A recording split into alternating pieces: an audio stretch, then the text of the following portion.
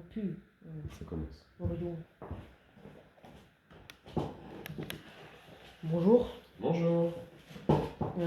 présentez-vous. Eh ben, je vais pas. Enfin, je vais donner mon pseudonyme. Donc, je suis connu par l'intermédiaire de mon pseudonyme, donc le philosophe des misères. Voilà, j'ai 31 ans. Puis, pour être plutôt bon, rapide mais concis dans la présentation, on va pas y passer des jours quand même, c'est pas l'objet de cette vidéo.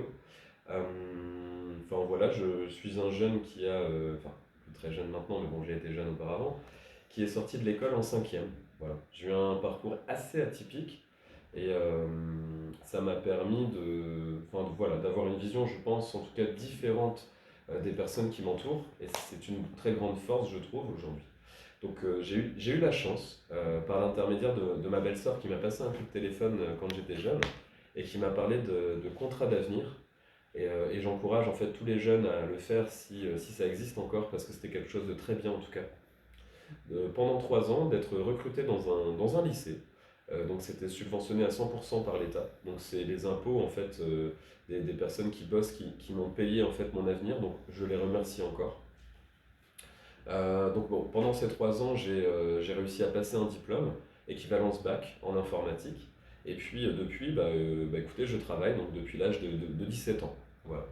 Donc j'ai fait pas mal de métiers différents, mais voilà pour me situer. Je suis quelqu'un qui a grandi donc, dans des quartiers chauds, mais qui s'en est sorti, qui a l'esprit vraiment très famille. Pour moi, il n'y a pas de plus important.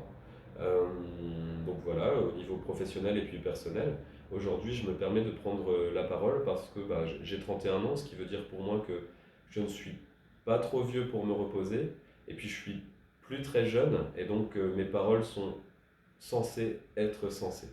Voilà. D'accord. Depuis le Covid, aurions pu trouver des solutions supplémentaires pour aider les patients. Eh bien, alors, déjà, dans un premier temps, des solutions ont été trouvées pour aider les patients. Donc, excusez-moi, pardon. Donc, oui, alors depuis le Covid, donc, des solutions ont été trouvées pour aider les patients. Après, personnellement, sans jugement aucun, puisque je ne suis absolument pas à la tête du pays. Moi, je fais partie des gens d'en bas, donc ceux qui subissent, ceux qui vont dans des hôpitaux, ceux qui... Enfin, je suis papa, donc forcément, j'ai peur pour mes parents qui sont âgés, j'ai peur pour mes enfants. Euh, donc, euh, modestie, enfin, avec modestie, bien sûr, et puis j'essaie de rester humble. Oui, je pense sincèrement qu'on aurait pu trouver des solutions en tout cas différentes. Je pense qu'aujourd'hui, on a énormément donc, d'étudiants.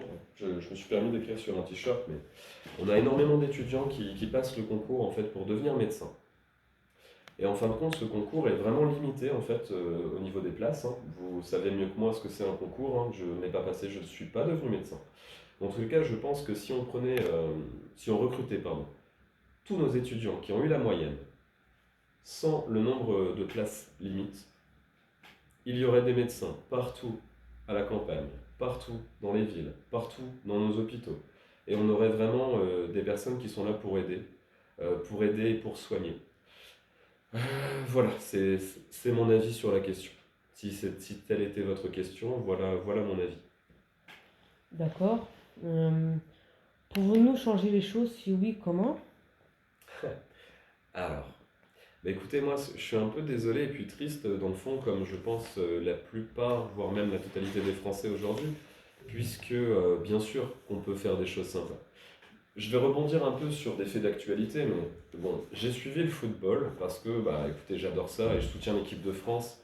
Et peu importe dans les pays où c'est trouve, je les soutiendrai, donc je regarde la télé. Et puis surtout, je pense qu'il ne nous reste pas beaucoup de bonheur, donc je comprends les militants qui boycottent parce qu'ils ont totalement raison. Moi, j'en ai marre en fait de me sacrifier pour rien. J'en ai marre de plus regarder mon match de foot alors que j'aime ça. Tout ça pourquoi, en fin de compte, la France prend quand même des décisions, donc du coup, nous on est obligé de les suivre. Donc ouais, j'ai regardé les matchs de foot, même si je suis un peu tiraillé en fait, ça me fait mal au cœur dans le fond parce que, excusez-moi, mais voir des joueurs de foot comme Giroud, avec leurs valeurs, avec leurs forces, avec l'aspect famille, avec nos valeurs à nous Français, enfin je trouve, hein, on est une terre d'accueil ici.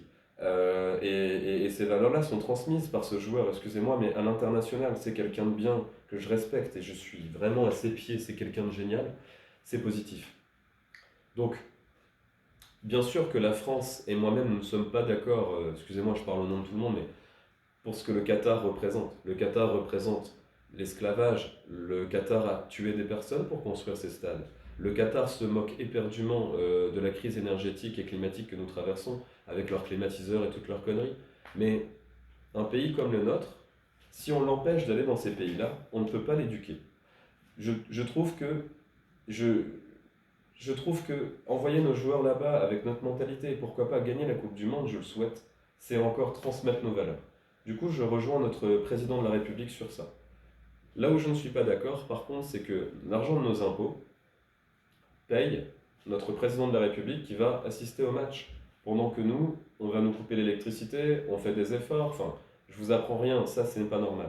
J'aimerais que l'argent de nos impôts soit utilisé en fait pour qu'on recrute plus de médecins. Un, on est en capacité de le faire. Deux, les solutions sont là en fait. Voilà, c'est tout ce que j'ai à dire. D'accord.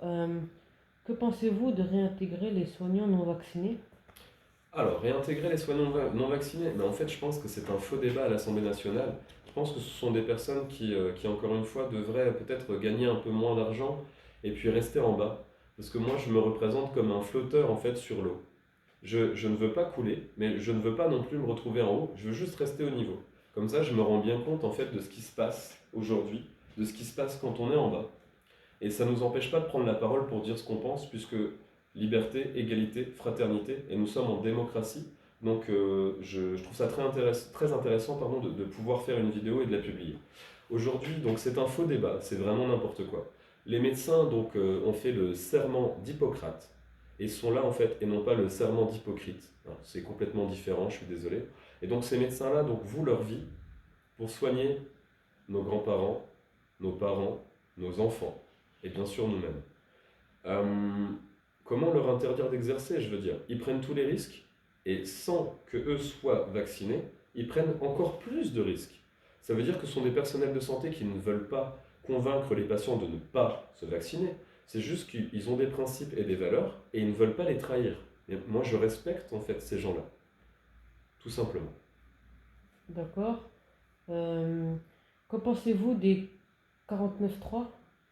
Alors les 49.3, je pense que on devrait abroger cette façon de faire dans le sens où c'est anticonstitutionnel et que nous sommes dans la cinquième République, ce qui veut dire qu'aujourd'hui, en fait, le gouvernement utilise des choses qu'il n'a pas le droit d'utiliser. Enfin, honnêtement, c'est antidémocratique, sincèrement. C'est vraiment l'hôpital qui se fout de la charité, excusez-moi, mais je pense que les Français aujourd'hui sont totalement capables d'également eux-mêmes faire un 49.3. Pour moi, on prend toujours les problèmes dans le mauvais sens. Aujourd'hui, on est en train d'élire quelqu'un tout en haut pour essayer de nous guider tous.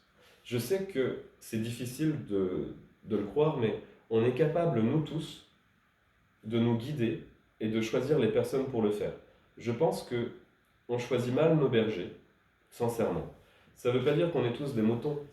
La preuve, c'est qu'on se rend compte de ce qui ne va pas. Tous les jours, quand vous traversez votre route, que vous allez au travail, que vous voyez vos enfants, je veux dire, notre société est vraiment bien, mais elle n'est pas parfaite.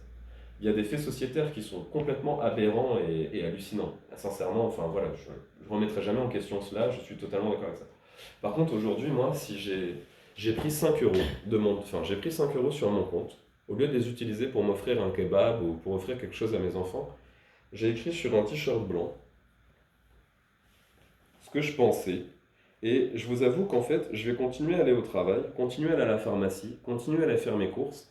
Par contre, je voudrais que ce message-là se diffuse, parce qu'aujourd'hui, pour nos enfants, pour nos grands-parents, pour nos parents, pour nous-mêmes, on a besoin de médecins. Et donc, je pense que en écrivant simplement des messages sur un t-shirt blanc, on peut faire passer notre 49.3 à nous. Aujourd'hui, ce que j'écris, c'est simple, c'est qu'on a des étudiants en médecine, qu'on pourrait les recruter pour qu'ils deviennent médecins. Que Macron au Qatar, pourquoi pas, mais que l'argent de nos impôts devrait servir à autre chose. Je me suis permis de dessiner un caducée avec une personne qui est morte et d'écrire le serment d'Hippocrate avec un petit cœur. Parce que je pense qu'ensemble, on peut changer les choses. D'accord, merci d'avoir répondu à toutes ces questions. Mais je vous en prie, je vous remercie de m'avoir interviewé. Ça me fait vraiment plaisir de pouvoir sortir tout ce que j'avais sur le cœur. Puisque moi, ce que je recherche avant tout, c'est pas de l'argent, c'est pas d'être connu. Tout ce que je veux, c'est un monde meilleur pour mes enfants. Parce que le passé est le passé, mais l'avenir, ce sont nos enfants. C'est eux les prochains adultes, c'est eux les prochains présidents de la République, c'est eux les prochains députés. Et je pense que il faut tout changer et qu'on est en capacité de le faire. J'ai foi en nous. Merci beaucoup.